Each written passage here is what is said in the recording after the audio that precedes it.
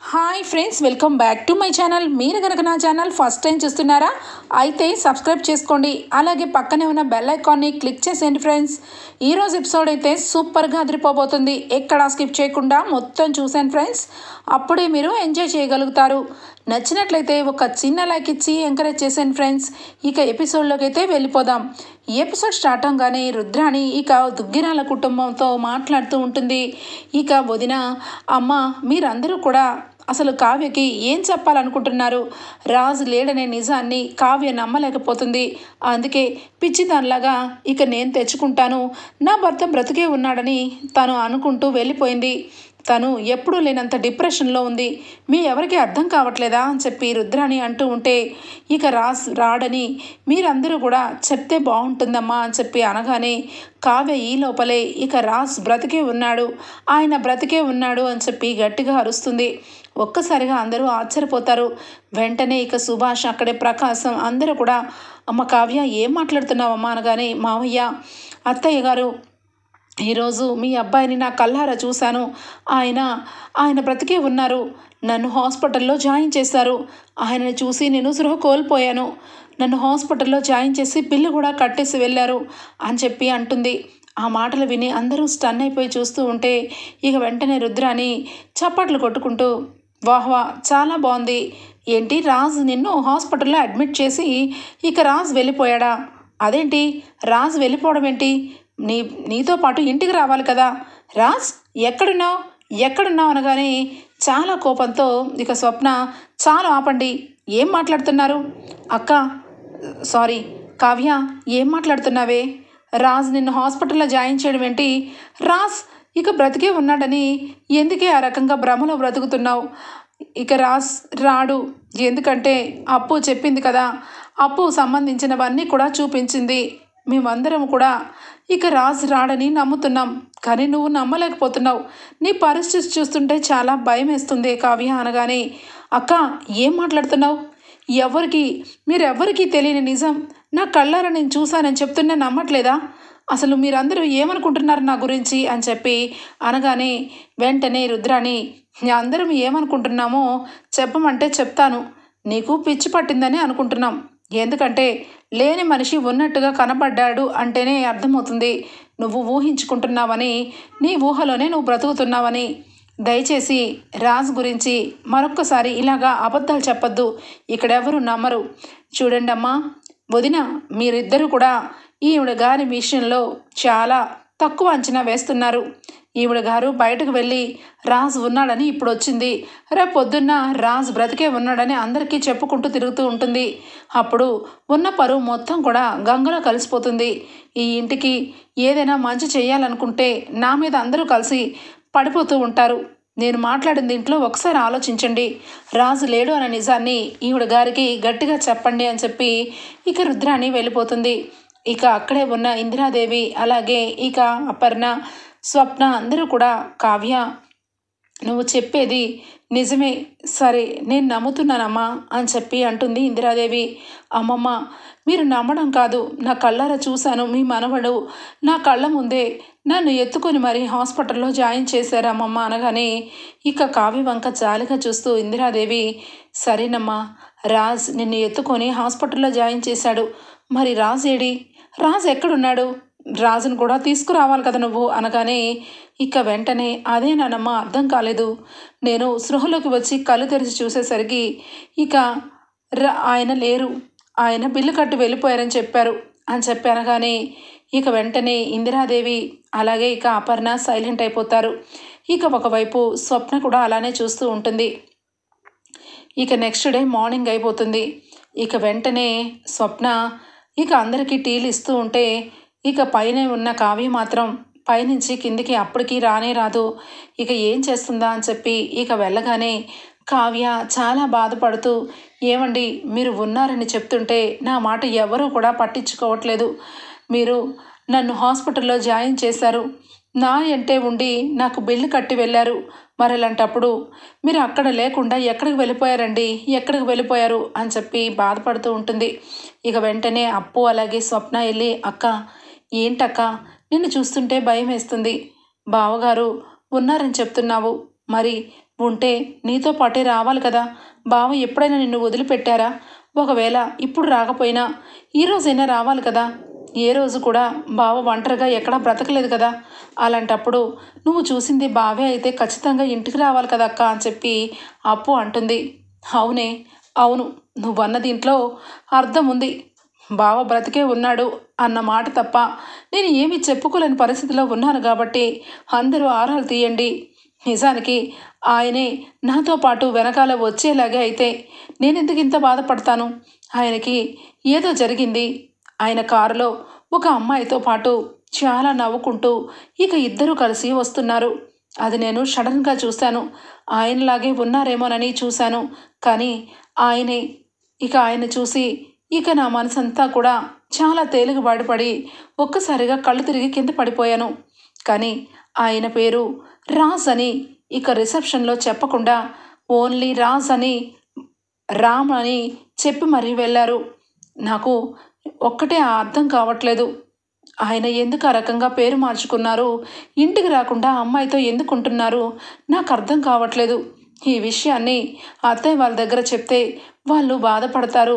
అనవసరంగా ఆయన్ని తప్పుడుగా అనుకుంటారని ఆ విషయం చెప్పలేదు అప్పు.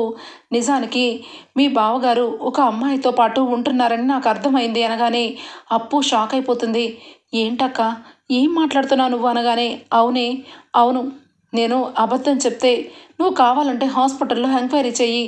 సీసీటీవీ ఫుటేజ్ చూసి మరీ బావ కాదానని డిక్లేర్ చేసుకో. కానీ బావ మాత్రం ఒక అమ్మాయితో పాటు ఉంటున్నాడని నాకు అర్థమైంది. పేరు కూడా రామ్ అని మార్చుకున్నాడు. అది బావ మార్చుకున్నాడా లేకపోతే బావ పక్కన ఉన్న అమ్మాయి మార్చిందా అర్థం కావట్లేదు అని చెప్పి ఇక కావ్య అంటుంది. అక్క, నువ్వు చెప్తుంటే నువ్వు ఏదో భ్రమలో ఉన్నావు అనుకున్నాను. కానీ నిజానికి బావ బ్రతికే ఉన్నాడంటే చాలా సంతోషంగా అనిపిస్తుంది. నేను ఈరోజే వెళ్ళి హాస్పిటల్లో ఉన్న సీసీటీవీ ఫుటేజ్ అంతా చెక్ చేస్తాను అని చెప్పి అప్పు అయితే ఇక బయటకు వెళ్తుంటే ఈ విషయం ఇంట్లో ఎవరికీ తెలియకూడదు. నువ్వు నేను స్వప్నక్క తప్ప ఈ మాట వేరొకరికి ఎవరికి వెళ్ళకూడదు అని చెప్పి ఇక కావ్య చెప్తుంది. ఇక వెంటనే ఇక అప్పు అయితే హాస్పిటల్కి వెళ్ళి అక్కడ రాజుని సీసీటీవీ ఫుటేజ్లో చూసి ఆశ్చర్యపోతుంది. బావ బ్రతికే ఉన్నాడు. కానీ వేరొక అమ్మాయితో బావ ఎందుకుంటున్నట్టు అని చెప్పి ఇక రాజ్ కాస్త రామ్గా ఎందుకు మారిపోయినట్టు అని చెప్పి ఇక మొత్తానికైతే అప్పు ఆలోచనలో పడుతుంది. మరొక వైపు కుటుంబం రాజు లేడని ఇక అందరూ కూడా చాలా బాధపడుతూనే ఉంటారు. ఇక కావ్య మాత్రం రాజును చూసింది కాబట్టి కావ్య చాలా ధైర్యంగా ఉంటుంది. ఇక ఉన్న బలంగా ఇక కావ్య అయితే ఆయన గురించి ఏదైనా తెలుసుకోవాలి, ఖచ్చితంగా ఆయన ఎందుకు అక్కడ ఉంటున్నారో తెలుసుకోవాలి అని చెప్పి ఇక మొత్తానికైతే ఆలోచన చేస్తూ ఉంటే కరెక్ట్గా అప్పుడే ఫోన్ కాల్ వస్తుంది కావ్యకి. ఎవరబ్బా అని చెప్పి ఫోన్ లిఫ్ట్ చేసేసరికి ఇక రాజ్ ఫ్రెండ్ అయిన శ్వేత ఫోన్ చేస్తుంది. హలో కావ్య అని చెప్పి బోరును ఏడుస్తుంది. శ్వేత, ఏడవద్దు, మీ ఫ్రెండ్ బ్రతికే ఉన్నాడు అని చెప్పి అంటుంది.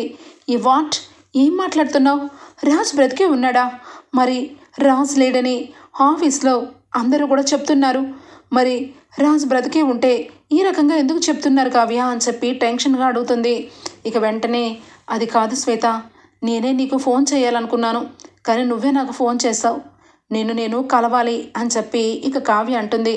సరే మరి కలుద్దాం ఈరోజు అని చెప్పి ఇక రాజ్ ఫ్రెండ్ అయిన శ్వేతతో ఇక కావ్య, అప్పు అలాగే కళ్యాణ్ మొత్తం ముగ్గురు కలిపి ఇక శ్వేతకి కలవడం జరుగుతుంది. ఇక అప్పుడు చెప్తుంది శ్వేత, రాజ్ని నువ్వు చూసావా కావ్య అనగానే నా కళ్ళతో నేను చూశాను. నేను చూడటమే కాదు, నన్ను హాస్పిటల్లో జాయిన్ చేసి వెళ్ళిన తర్వాత ఆయన పేరు కూడా రాజ్ కాదు రామ్ అని చెప్పుకొని వెళ్ళారు. అదంతా సీసీటీవీ ఫుటేజ్లో మేమంతా కూడా చూసామని చెప్పి ఇక కళ్యాణ్ అలాగే అప్పు కూడా చెప్పడం జరుగుతుంది. ఇక వెంటనే మాకు తెలియంది ఏంటంటే ఇక రాజ్ అన్నయ్యకి కాలేజ్ డేస్ అప్పుడు కానీ స్కూల్ డేస్ అప్పుడు కానీ ఆఫీస్లో కానీ ఎవరైనా అమ్మాయితో పరిచయం ఉందా అని చెప్పి ఇక కళ్యాణ్ అడుగుతాడు. ఆ మాటకి శ్వేత ఒక్కసారిగా ఆలోచిస్తూ స్కూల్ డేస్ అప్పటి నుంచి నాకు బాగా తెలుసు కదా రాజ్, ఎప్పుడు ఎవరితో క్లోజ్గా లేరు అని చెప్పి ఇక ఆపేసి మర్చిపోయాను, నాకు ఇప్పుడే గుర్తుకొచ్చింది. రాజ్ ఈ విషయాన్ని ఎప్పుడు నీ దగ్గర అసలు ప్రస్తావించొద్దని చెప్పారు, కానీ ఇప్పుడు రాజ్ కోసమైనా ఈ విషయం నీకు చెప్తే మంచి జరుగుతుందని చెప్తున్నాను అనగానే ఒక్కసారిగా కావ్య ఏం జరిగింది శ్వేత అనగానే యాక్చువల్గా రాజుని పిచ్చి పిచ్చిగా ప్రేమించిన ఒక అమ్మాయి, ఆ అమ్మాయి పేరు యామిని.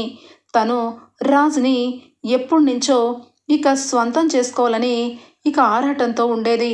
రాజ్ తనని కూడా ప్రేమించాడు. కానీ రాజ్ని చాలా హింస పెడుతూ ఉండేది. కాలేజ్లో రాజు వంక ఎవరు చూసినా వాళ్ళని ఏదో ఒకటి చేసి వాళ్ళని గాయాలు పరిచేది. ఇక ఎవరైనా కనీసం రాజుని టచ్ చేస్తే వాళ్ళని చాలా బాధ పెట్టేది. అలా ఒక శాడిస్ట్ లాగా కాలేజ్లో రాజ్ చుట్టుపక్కలకి ఎవరు రాకుండా తను ఒక్కదే రాజ్కి ఇక అన్నీ ఉండాలని ఇల్లుని వాకిలిని అన్నిటినీ వదిలేసి వచ్చేసే రాజ్ మనం అడవిలో బ్రతుకుదామని చెప్పి పిచ్చి పిచ్చిగా మాట్లాడేది. ఆ మాటలన్నీ విని రాజ్ ఇక ఒకరోజు ఈ విషయాలన్నీ నేను పడలేకపోతున్నాను శ్వేత, నేను ఈ యామిని నుంచి దూరం అయిపోతున్నాను. దయచేసి యామినికి నేను పలానా ప్లేస్లో ఉంటున్నట్టు కానీ ఒక దగ్గర బ్రతుకుతున్నట్టు కానీ ఏమి చెప్పొద్దు అని చెప్పి నాతో మాట తీసుకున్నాడు. అందుకే ఎప్పుడు ఈ విషయం నేను ఎప్పుడు కూడా నీకు చెప్పలేదు. నిజానికి యామిని అనే అమ్మాయి చాలా డేంజర్. ఆ డేంజర్ కాస్త రాజుని ఏమైనా చేసిందేమో అని చెప్పి ఒక్కసారిగా నిజాన్ని బయటపెట్టడంతో వెంటనే కావ్య యామిని ఎలా ఉంటుంది అనగానే ఇక కావ్య చూసింది కాబట్టి కొంచెం పోలికలు ఆల్రెడీ ఐడియా ఉంది కాబట్టి ఇక పలానా లా ఉంటుంది అని చెప్పి శ్వేత కూడా చెప్పేసరికి ఇక కావ్యకి డ్యామ్ షూర్ ఖచ్చితంగా ఆ అమ్మాయే. అయితే మళ్ళా ఆయన లైఫ్లోకి ఆ అమ్మాయి ఎందుకు వచ్చింది సరే, ఆయనతో ఆ అమ్మాయితో చాలా క్లోజ్గా నవ్వుతూ వస్తున్నారు. యాక్సిడెంట్ జరిగినాక కనీసం ఆయనకి ఏదైనా బలమైన గాయం వల్ల కుటుంబం మొత్తం మర్చిపోయారా అని చెప్పి కావ్య అనగానే ఒక్కసారిగా అప్పు అవునక్క, ఈ విషయం నిజమే అయ్యుండొచ్చు. ఇప్పుడు వరకు ఆలోచిస్తూ ఏంటబ్బా బావ ఎందుకు అక్కని వదిలేసి అక్కడ ఉంటున్నాడు అని చెప్పి అనుకున్నాను. కానీ నువ్వు చెప్పింది కరెక్టే బావా, ఒకవేళ యాక్సిడెంట్లో గతం అంతా మర్చిపోయి ఉంటారక్క అని చెప్పి ఇక మొత్తానికైతే రాజ్ గతం మర్చిపోయినట్టు తెలుసుకుంటారు. ఇక కావ్య, కళ్యాణ్, అప్పు, శ్వేత తను అడ్రస్ దొరికితే చాలక్క ఎక్కడున్నా యామినిని ఈడ్చుకొచ్చి ఇక సెల్లో వేసి కుమ్మడానికి, కానీ అడ్రస్ తెలియట్లేదే అనగానే అప్పు అడ్రస్ తెలియకపోవడం ఏంటే, నేను ఆ కారు నెంబర్ని నోట్ చేసుకున్నాను, అది ఇంట్లోనే ఉంది. నేను నీకు ఆ అడ్రస్ ఇస్తాను, నువ్వు వాళ్ళ అడ్రస్ తెలుసుకొని అక్కడ ఉన్న బావకి మన ఇల్లు గురించి మన గురించి మనమే వెళ్ళి బావకి గతాన్ని గుర్తు చెయ్యాలి అని చెప్పి కావ్య చెప్తుంది. ఆ మాటలకి ఇక అప్పు అయితే చాలా సంతోషంతో అడ్రస్ ఉంది కదా, కారు నెంబర్ ఉంది కదా అని చెప్పి ఇంటికి వెళ్ళగానే ఇక నెంబర్ని నోట్ చేసుకొని ఇక స్లిప్పుని ఎక్కడో పడేసాని అప్పు అని చెప్పి ఇక మొత్తం కూడా ఇల్లంతా వెతుకుతూ ఒక్కసారిగా ఒక షెల్ఫ్ని ఓపెన్ చేస్తుంది. అది మీ బావదే, అందులో ఎందుకు పెడతాను అనగానే ఓ సారీ అక్క అని చెప్పి మూసేస్తూ ఒక్కసారిగా ఫొటోస్ని చూస్తుంది అప్పు. వెంటనే అక్క అని చెప్పి ఫోటోలు చూడగానే ఇక యామినితో పాటు దిగిన ఫోటోలన్నీ ఉంటాయి. ఒక్కసారిగా అంటే శ్వేత చెప్పిన అమ్మాయి ఈ అమ్మాయి, ఈ అమ్మాయినే కారులో చూశానే అప్పు, ఖచ్చితంగా ఈ యామినినే బావని తీసుకుని వెళ్ళిపోయి ఉండొచ్చు. ఆ రోజు యాక్సిడెంట్ రోజు కూడా బావ అక్కడ కనపడకపోవడానికి కారణం ఈ యామినినే అని చెప్పి ఇక వెతుకుతూ మొత్తానికైతే యామిని రాజ్తో కలిసిన ఫోటోలన్నీ కూడా కంటపడతాయి.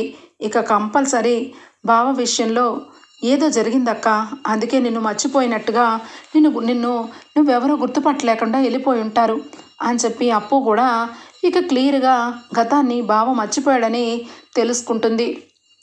ఇక అప్పు ఇది ఖచ్చితంగా ఈ మధ్యకాలమే జరిగిందే, ఎందుకంటే బావ విషయంలో నేను అలాగే మీ బావ చాలా సంతోషంగా ఉన్నాము.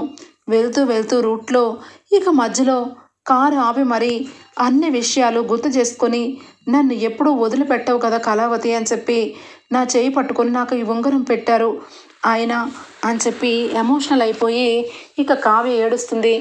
అక్క ఇప్పుడు వరకు బావ లేడేమో, బావ ఉన్నాడని భ్రమలో ఉన్నావేమోనని నేను అనుకున్నాను, కానీ ఇప్పుడు మనకి మంచి క్లూలు దొరికి బావ కూడా ఉన్నాడని తెలిసింది.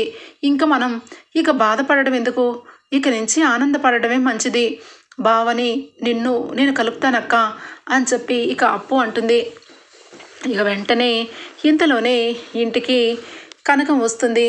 కనకం వచ్చి అందరితో కూర్చొని బాధపడుతూ రాజు విషయంలో బాధపడుతూ ఉంటుంది. ఇక కావ్య అప్పుడే కిందికి రాగానే, అమ్మ ఎప్పుడొచ్చావు, కాఫీ కానీ టీ కానీ అనగానే, అమ్మ కావ్య నాకేమీ వద్దమ్మా, నాకేమీ వద్దు అల్లుడు గారు అనగానే, ఏం మాట్లాడుతున్నావు, ఆయన గురించి నువ్వు బాధపడద్దు, ఆయన బ్రతికే ఉన్నారు, నువ్వు ఆయన లేరని ఒక్క మాట కూడా అనద్దు అనగానే కావ్య వంక ఆ రకంగా చూస్తూ కనకం ఆశ్చర్యపోతుంది. ఇక వెంటనే అపర్ణ అలాగే ఇక ఇందిరాదేవి ఇద్దరు కూడా ఇక కావ్య పరిస్థితి చాలా ఘోరంగా ఉంది.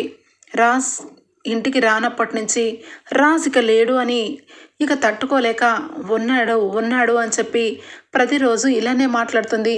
మాకు భయంగా ఉందమ్మా కనకం అని చెప్పి ఇక ఇందిరాదేవి అనడంతో కనకం చాలా బాధపడుతుంది. ఇక ఏడుస్తూ ఉంటుంది.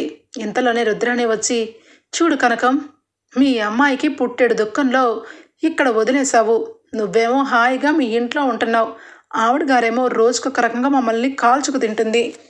ఏ పుట్టింట్లో గతి లేక ఇక్కడే ఉంటుందా, రాజు అంటే లేడు కాబట్టి కనీసం అత్తగారి ఇల్లు రాజు ఉన్నప్పుడు అత్తగారి ఇంట్లో ఉంటే అది కరెక్టు, ఇప్పుడు రాజే లేడు అయినా కూడా ఎక్కడుండడం ఏంటి, నీతో పాటు కొన్ని రోజులు తీసుకెళ్ళచ్చు కదా అని చెప్పి రుద్రాణి అనగానే ఇక వెంటనే అక్కడే ఉన్న అపర్ణ చాలా బాధపడుతూ ఇక సీరియస్గా చూస్తూ ఉంటే, నేనేం తప్పు అన్నాను వదినా, ఎవరైనా భర్త చనిపోతే కొన్ని రోజులు పుట్టింట్లో ఉంటారు కదా, ఆ మాటే అన్నాను అనగానే ఇందిరాదేవి చంప చెల్లుమని కొడుతుంది ఇక రుద్రాణిది. చూడు రుద్రాణి, ఇప్పుడు నా మనవడు కనబడకపోయిన బాధలో ఉన్నాను, అనవసరంగా రెచ్చగొడితే నీ ప్రాణాలు తీసేస్తాను, కావ్యని ఇంకొకసారి ఆ రకంగా మాట్లాడావంటే నేను అస్సలు ఊరుకోను, మర్యాదకి ఇక్కడి నుంచి పోతావా పోవా అని చెప్పనగానే ఇక వెంటనే కావ్య వచ్చి, అమ్మా ఇవేమీ పట్టించుకోవద్దు, ఈ కాఫీ తాగి నువ్వు వెళ్ళిపో, నేను ఇక్కడే ఉంటాను, నా భర్త బ్రతికే ఉన్నాడు, కొంతమందికి అర్థం కాక అలాంటి పిచ్చి మాటలు మాట్లాడతారు, అవన్నీ మనం పట్టించుకొని అవసరం లేదు అనగానే ఇక కనకం ఆశ్చర్యపోతుంది. ఇక బాధపడుతూ కాఫీ కూడా తాగకుండా బయటికి వచ్చేస్తుంది.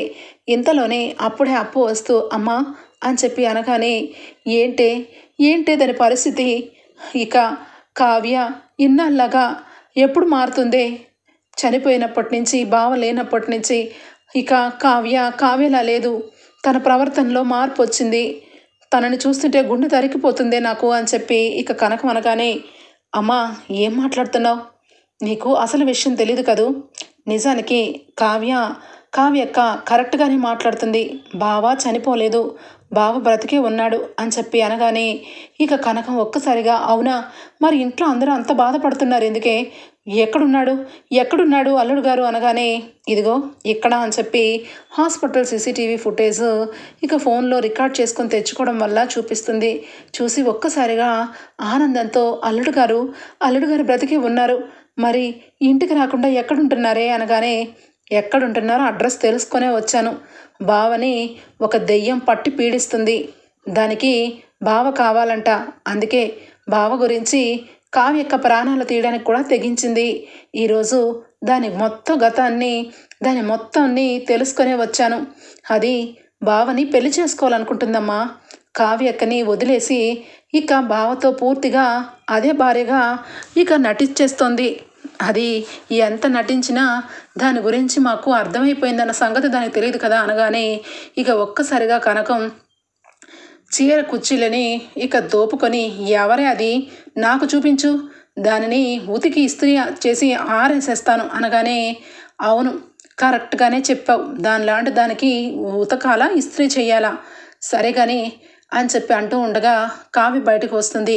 కావ్య అనగానే చెప్పాను కదమ్మా, ఆయన గురించి నా మనసు నిండా కూడా ఆయన బ్రతికే ఉన్నారని నాకు తెలుసు, నా కళ్ళతో నేను చూశాను, ఇంట్లో వాళ్ళందరూ నా మాట తప్పని నేనేదో బాధలో ఉండి ఏదోదో అయిపోతున్నానని అనుకుంటున్నారు, కానీ ఆయన బ్రతికే ఉన్నారు, ఆ విషయం వీళ్ళకి చెప్పినా అర్థం కావట్లేదు, కాబట్టి ఇక ఏదో రకంగా బావని ఇంటికి తీసుకుని వచ్చిన తర్వాత ఈ విషయం చెప్పాలి, అంతవరకు ఎవరికి చెప్పలేదమ్మా అని చెప్పి అప్పు చెప్తుంది.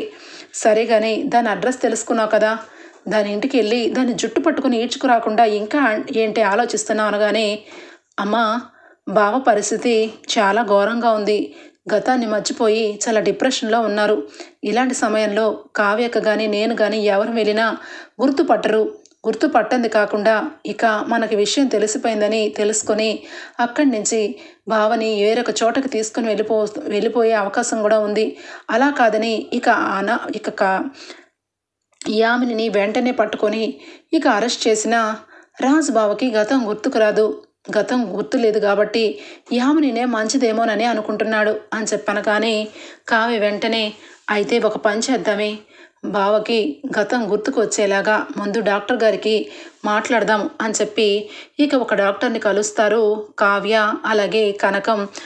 ఇక అప్పు ఆ డాక్టర్ అయితే రోజు ఒక ఇంజెక్షన్ చెయ్యాలమ్మా, టయానికి ఒక ఇంజెక్షన్ చేస్తూ ఉంటే అతనికి గతం వెంటనే గుర్తుకు రావచ్చు, ఇది చాలా పవర్ఫుల్ ఇంజెక్షన్ అని చెప్పి అనగానే ఈ ఇంజెక్షన్ బావకు చెయ్యాలి, ఏ రకంగా చెయ్యాలి అనగానే ఇక వెంటనే కనకం నాకు వదిలే, నేను చూసుకుంటాను కదా, ఆ ఇల్లేదో నాకు చూపించు, నేను ఇంట్లో వెళ్ళి పని మనిషిలాగా జాయిన్ అయ్యి ఆ యామిని లేని టైంలో రాజ్ అల్లుడు గారికి ఈ ఇంజెక్షన్ చేస్తాను అని చెప్పి ఇక మొత్తానికైతే 2 ఇంజెక్షన్స్ ఇక పట్టుకొని కనకం అయితే బయలుదేరుతుంది ఇక యామిని వాళ్ళ ఇంటికి. యామిని వాళ్ళ ఇంటికి వెళ్ళగానే ఇక అక్కడ ఆల్రెడీ కనకాన్ని చూసి ఉన్న ఇక యామిని వాళ్ళ అమ్మ మీరు ఎక్కడ అనగానే నేను ఈ పక్కనే ఉంటానండి, కొంచెం ఇంట్లో ఏమన్నా పని ఉంటే పని చేద్దామని వచ్చాను, ఇక్కడ మీరున్నారు అనగానే అయ్యో మీరు ఆ రోజు చెప్పిన మాటని తీసుకొని మా అమ్మాయికి మా అల్లుడు గారికి పెళ్లి చేయాలనుకుంటున్నాం అనగానే అవును పాపం మీ అల్లుడు గారు గతం మర్చిపోయారు అన్నారు కదా, ఇప్పుడు బాగానే ఉన్నారా అనగానే బాగానే ఉన్నారు, అదిగో మా అల్లుడు గారు అనగానే రాజుని చూసి చాలా సంబరపడిపోతుంది కనకం. అమ్మ మా అల్లుడు గారు బ్రతికే ఉన్నారు, ఆయనకి గతం గుర్తులేదు కాబట్టి వీళ్ళతో ఉంటున్నాడు అని చెప్పి ఇక రోజు కూడా వాళ్ళ ఇంట్లో ఏదో ఒక పని చేసినట్టుగా వంట చేసినట్టుగా జాయిన్ అవుతుంది కనకం. ఇక మొత్తానికైతే రాజుని అబ్జర్వ్ చేస్తూ ఉంటే రాజు నిద్రపోతున్న టైంలో ఇక రాజుకి తెలియకుండానే ఒక ఇంజెక్షన్ చేస్తుంది. ఇక అది చాలా కనీసం స్పర్శ కూడా తెలియని ఇంజెక్షన్ అనమాట. ఇక వెంటనే 2 రోజులు 2 ఇంజెక్షన్స్ వేస్తుంది రాజ్కి. మెల్లమెల్లగా ఇక దుగ్గిరాల కుటుంబం రాజ్ ఇక డిజైన్స్ వేసినట్టు ఇక అలాగే కావ్యతో పెళ్ళి ముసుగులోంచి కావ్య మోహం అలాగే కళావతి ఐ లవ్ యూ అని చెప్పి రింగ్ పెట్టిన విషయాలు అన్నీ కూడా ఒకటి తర్వాత ఒకటి గుర్తుకొస్తూనే ఉంటాయి. ఇక కావ్య అప్పు కనకంకి ఫోన్ చేస్తారు. ఏ కావ్య ఈరోజు ఖచ్చితంగా అల్లుడు గారికి గతం గుర్తుకొచ్చేస్తుంది, ఎందుకంటే పొద్దున్నుంచి అల్లుడు గారు చాలా కోపంతో ఇక అలాగే ఆలోచన చేస్తూ ఉన్నారు, నేను అబ్జర్వ్ చేస్తున్నాను అనగానే ఆ యామని ఇంట్లో ఉందా అని చెప్పి కావ్య అంటుంది. తను పెళ్లి బట్టల కోసం వాళ్ళ అమ్మని తీసుకొని షాపింగ్కి వెళ్ళింది, నేను అల్లుడు గారి దగ్గరే ఉన్నాను, కానీ అల్లుడు గారు ఖచ్చితంగా ఈరోజు గుర్తుకు తెచ్చుకునే ఉంటారు గతాన్ని అని చెప్పి అనగానే కావ్య అప్పు కళ్యాణ్ ఇక ఇంట్లో నుంచి బయలుదేరుతారు. ఇక అలాగే అక్కడ కనకం కూడా ఉంటుంది. ఇక యామిని వాళ్ళ నాన్నగారికి ఆల్రెడీ యామిని చేసే పని అస్సలు నచ్చకపోవడం వల్ల యామిని వాళ్ళ డాడీ అయితే ఇక వెంటనే అప్పుని చూసి కావ్యం చూసి అమ్మ నిజానికి ఈ విషయం మీకు వెంటనే చెప్పాలనుకున్నాను, కానీ నా కూతురు ఒక శాడిస్ట్ లాగా మారిపోయింది, ఏమైపోతుందా కన్న కూతుర్ని చంపుకునేవాడిని అయిపోతానని ఈ విషయం మీకు చెప్పలేదు, కానీ నిజానికి ఆ దేవుడు మీకు ఏదో ఒక రకంగా మీ భర్తని మీకు చూపించాడు అని చెప్పి అంటూ ఉండగానే రాజ్కిక ఒక్కసారిగా కావ్య మొహం గుర్తుకు వస్తూ ఉంటుంది.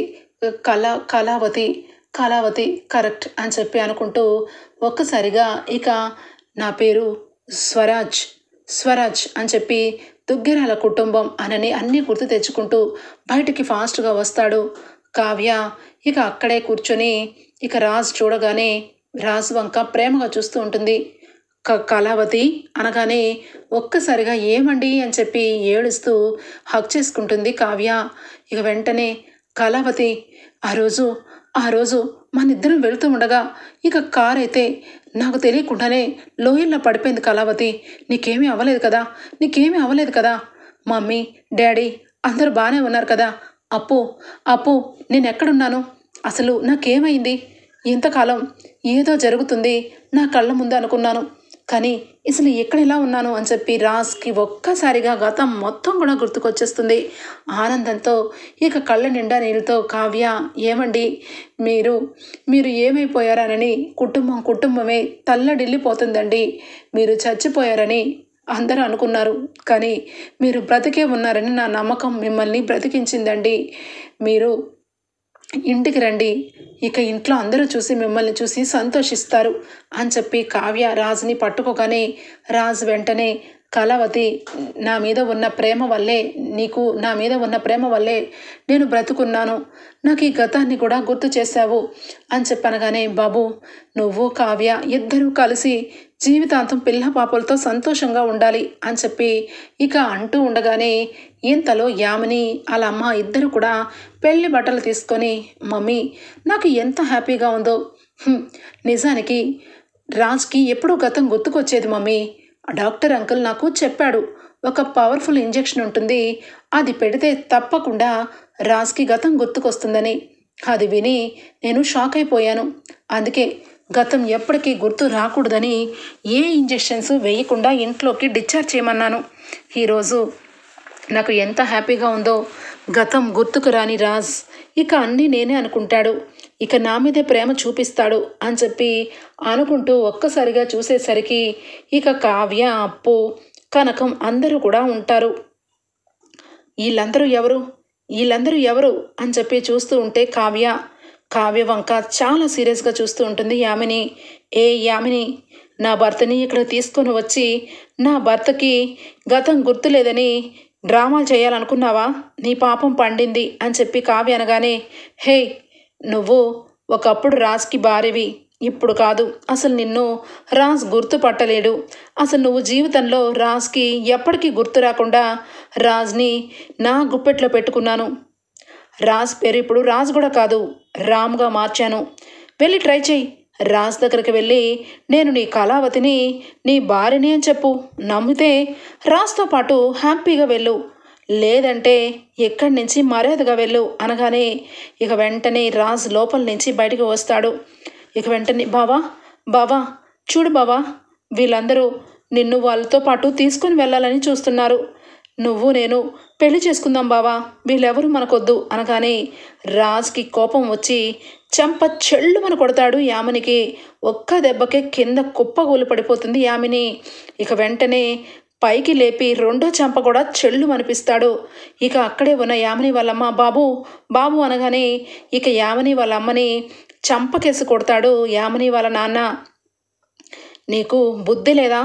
ఒకదాన్ని మనం ఏ రకంగానూ చేయలేక దాన్ని వదిలేసాం. కనీసం దానికి బుద్ధి వచ్చేలాగన్నా ఆ బాబు ఏదో చేస్తున్నాడు, చెయ్యని అనగానే దెబ్బకి రాజ్ నన్ను అనగానే నా పేరు రామ్ కదా, రాజ్ అని పిలుస్తున్నావేంటి అని చెప్పనగానే అది నీ పేరు రామరాజ్ అనగానే చంప మీద ఇంకొక చంప మీద కొడతాడు. వెంటనే ఏంటి రాజ్ ఏం చేస్తున్నావు, నన్ను కొడుతున్నావు ఎందుకు అనగానే కొట్టాలా చంపాలా? నీకు ఒకసారి చెప్పాను, నీకు నాకు సెట్ కాదు, నువ్వు వేరు నేను వేరు అని నీకు ఒక నమస్కారం పెట్టి నీ లైఫ్లో నుంచి నేను ఎప్పుడో బయటకు వచ్చాను. కానీ నువ్వు మాత్రం కావాలని నన్ను టార్చర్ చేసి నా జీవితంలోకి అడుగు పెట్టాలని చూసావు. కాదన్నానని నా భార్యని నన్ను చంపించాలని ఇక వెంటనే లోయల్లోకి యాక్సిడెంట్ చేసావు. తద్వారా నన్ను గతాన్ని మర్చిపోతే అది అడ్వాంటేజ్గా తీసుకొని నా భార్యని నన్ను దూరం చేయాలనుకుంటావా? నిన్ను బ్రతకనివ్వను, చంపేస్తాను. చంపేస్తే తప్ప నా కక్ష తీరదు అని చెప్పనగానే బావా ఆగు బావా, ఇలాంటి వాళ్ళని ఏం చేయాలో నాకు బాగా తెలుసు. అక్క నువ్వు బావా ఇంటికి వెళ్ళండి. ఇంటికి వెళ్ళిన తర్వాత ఎంతో సంతోషంగా అందరం కలిసిమెలిసి హ్యాపీగా ఉందాం, కానీ దీన్ని మాత్రం ఇలా వదిలిపెట్టను అనగానే కళ్యాణ్ అంటాడు, అప్పు ఇలాంటి దాన్ని అస్సలు వదలకూడదు. ఖచ్చితంగా దీని గురించి సెల్లో పెట్టి దీనికి కఠిన కారాగార శిక్ష అనామికకి ఎలా పడిందో దీనికి కూడా అలాగే పడాలి. ఒక మనుషులు ఎమోషనల్తో ఆడుకొని మనుషుల్ని చంపేసి వాళ్ళ గతాలని మర్చిపోయేలాగా చేసే ఇలాంటి ఆడదాన్ని ఏం చేయాలి అనగానే ఏం మాట్లాడుతున్నారే? రాజ్ అంటే నాకు పిచ్చి. రాజ్ కోసమే ఆ దేవుడు నన్ను పుట్టించాడు, రాజ్ కోసమే బ్రతుకుతున్నాను. అలాంటి నన్ను సెల్లో వేస్తారా? మిమ్మల్ని మీ అందరినీ విడిచిపెట్టను అని చెప్పి ఇక వెంటనే రివాల్వర్ తీస్తుంది. వెంటనే అందరూ వెనక్కి వెళ్తూ ఉంటే కదిలారంటే మీరెవ్వరైనా రాజుని తీసుకొని వెళ్ళారంటే కాల్చి పడేస్తాను, ముఖ్యంగా దీన్ని కాల్చేస్తాను అని చెప్పి కావ్యని ఇక గురి పెడుతుంది. ఒక్కసారిగా కావ్య కాల్చు కాల్చు, నీకు ధైర్యం ఉంటే కాల్చవే అని చెప్పి కావ్య అంటూ ఉంటే, కాలుస్తాను, కాల్ చేస్తున్నాను అనగానే ఒక్కసారిగా ఇక రాజ్ కావ్య ఇద్దరు కూడా యామిని దగ్గరికి వెళ్ళి రివాల్వర్ రాక్కొని 2 చేతులకి అప్పు చేత సంకెళ్ళు వేయించి, అప్పు ఇలాంటి వాళ్ళతో ఎక్కువ మాట్లాడకూడదే, ఎంతవరకు ఉండాలో అంతవరకే మాట్లాడాలి, దీనికి పిచ్చి బాగా ముదిరిపోయింది అని చెప్పి కావ్య ఇక రాజుని తీసుకొని దుగ్గిరాల ఇంటికి వెళ్ళిపోతుంది.